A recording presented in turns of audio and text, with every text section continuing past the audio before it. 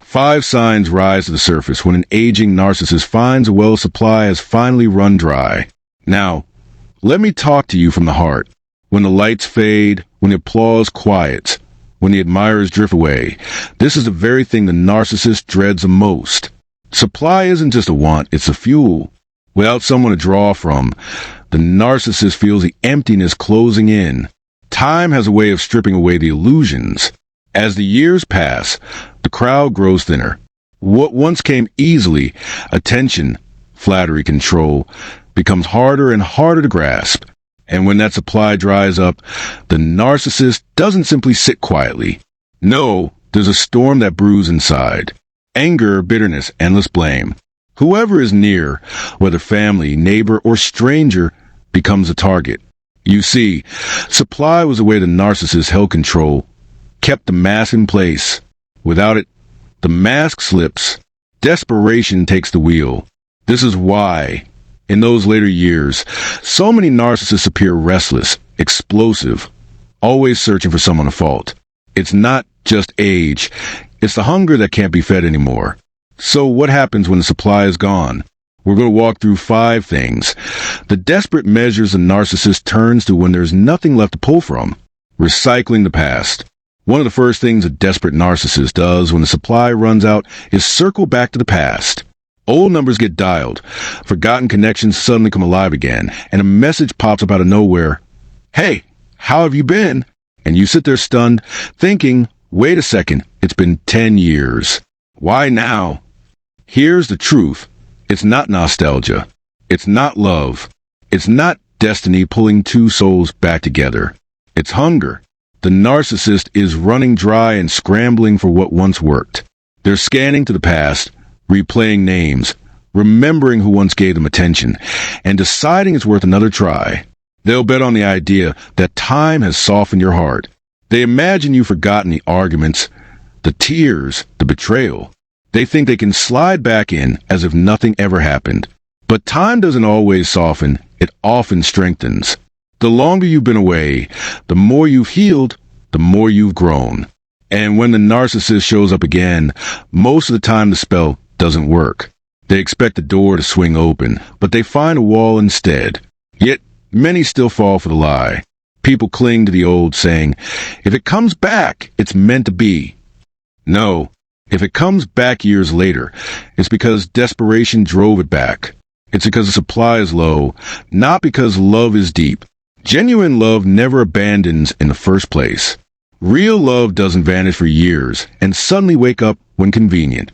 So when the narcissist resurfaces, remember, they weren't missing you. They were surviving just fine without you. What they miss is not your heart, but your usefulness. That's why discernment matters. Don't listen only to words. Watch the patterns. Words are smoke. Behavior is fire. Love bombing and hoovering. The next move is a glittering trap. Love bombing. The narcissist doesn't just reach out to you. They reach out to anyone from the past who once offered supply. You're not special in that moment. You're one name on a long list. That's why it feels so confusing, because it looks personal, but it isn't. They'll flood your inbox with compliments, rehearse apologies, play the part of regretful lover or long-lost partner. They'll say, I should have never let you go, or you never gave us a real chance. They'll polish their words until they sparkle. It's bait, plain and simple. And what happens when you don't bite? Anger. A narcissist rejected is a narcissist enraged.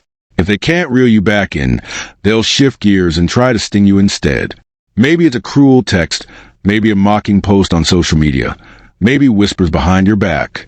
And if subtlety doesn't work, they'll go louder, smear campaigns, gossip, even dragging authorities into their drama. Anything to provoke you. Because of them, any reaction is fuel. That's why silence is power. Cutting them off completely. No response, no reaction, burns deeper than any insult you could throw back. It robs them of control. It declares, you no longer own space in my life. That silence is the deepest wound to the narcissist because it shows they're not just unwanted, they're irrelevant. And yes, retaliation often follows. A wounded narcissist may strike back, but notice this, more often than not, When they realize the door is bolted shut, they move on. They've got other names to call, other exes to re-hoover. It isn't about you. It's about their endless chase for supply. Don't be fooled by the myth that once exposed, a narcissist won't return. Desperation has no shame.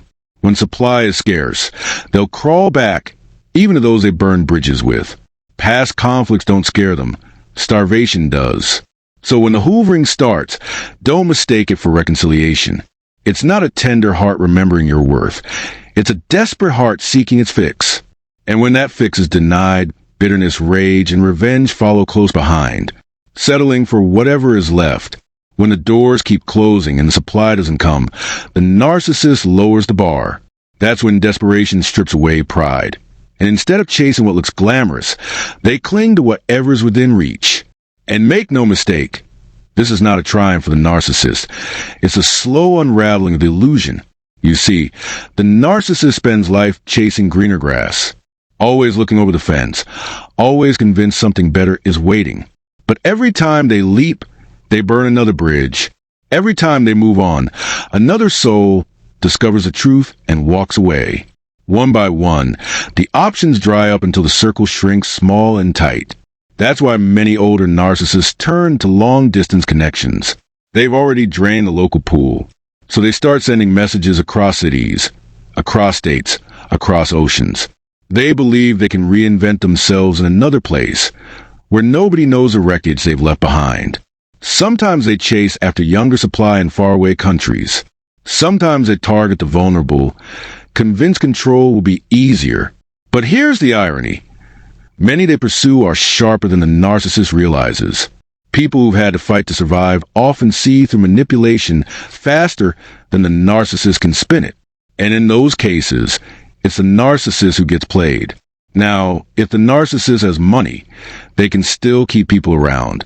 Wealth is its own form of supply, and as long as the cash flows, so do the hangers-on. But take away the money, take away the looks that once turned heads, and the reality sets in. The struggling narcissist is forced to hustle harder than ever before, not out of love, but out of need. They'll mow your lawn, fix your sink, watch your children, run errands, whatever it takes to secure a roof, a meal, or a handout. And the unsuspecting often mistake this for kindness. They'll say, "Oh, that person is so helpful, so thoughtful." But beneath it all, it's not care. It's currency. Acts of service become the bait to keep you hooked, to make you feel indebted, to guilt you into staying close. But let's not sugarcoat it. Settling never brings peace to the narcissist, because when they end up with someone they don't truly want, bitterness festers. They take out their misery on whoever's near. And as age catches up, as health declines, as energy fades, that bitterness grows heavier. What they once could command with charm or power slips from their hands. And the one who stays with them? That person carries the weight of their rage, their decline, their torment. This is the path of the aging narcissist with no supply, scrambling for scraps, settling for whatever's left, and dragging misery into every corner of the room, retreating into fantasies. There's something you need to understand. The narcissist never sees a finish line. Even in old age, even in weakness, the chase doesn't stop. I've seen narcissists well into their 80s, still fishing for supply anywhere they can find it. In the grocery aisle, in a waiting room, even in a hospital bed. A nurse walks in, and suddenly performance begins. Flirting, boasting, angling for a spark of attention. Age doesn't humble the narcissist. It only makes the hunger sharper. And when the doors to real connection slam shut, the narcissist leans harder into fantasy. They build castles in their mind where they are still the hero, still the admired one, still the powerful force everyone should be in awe of. They rehearse stories about grand victories that never happened, about influence they never held, about opportunities stolen from them by someone else's failure. In their imagination, they are never to blame, never at fault, always a victim of cruel circumstance. It's not just for the audience, it's for themselves. These grandiose tales keep their fragile egos stitched together. They can't bear the reality that bridges are burned, that the circle has shrunk, that people see through the mask. So they double down on delusion. They need to believe they're still the most charming, the most desirable, the most important person in the room. even if the only room left is in their own mind, wearing the victim's mask. And when every other tactic crumbles, when the charm is worn thin, when the stories don't land, when the supply is truly gone, the narcissist pulls out their last disguise, the victim. This is where the performance becomes most dangerous, because it plays on compassion. They craft a story dripping with sorrow. Betrayed by an ex, abandoned by ungrateful children, slandered by a cruel friend. They paint themselves as gentle souls who only ever wanted love, but life handed them nothing but loss. And it works, because good-hearted people listen. Empaths lean in, thinking they found someone worth saving. They believe they're stepping into a noble mission to help the broken, the lonely, the misunderstood. But what they're really stepping into is a trap. The narcissist doesn't want healing. They want supply. Pity becomes the new fuel. Sympathy becomes the new chain. The cruel truth is this: the rescuer is only the next resource, not a partner.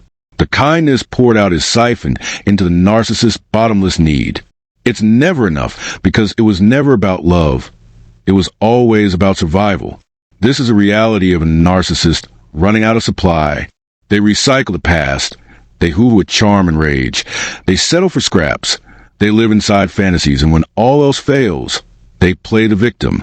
What's left is a hollow reflection, a desperate soul clinging to any flicker of attention. Proof of what happens when a life is built on control instead of connection, on pride instead of love. It's a sobering picture, but also a reminder.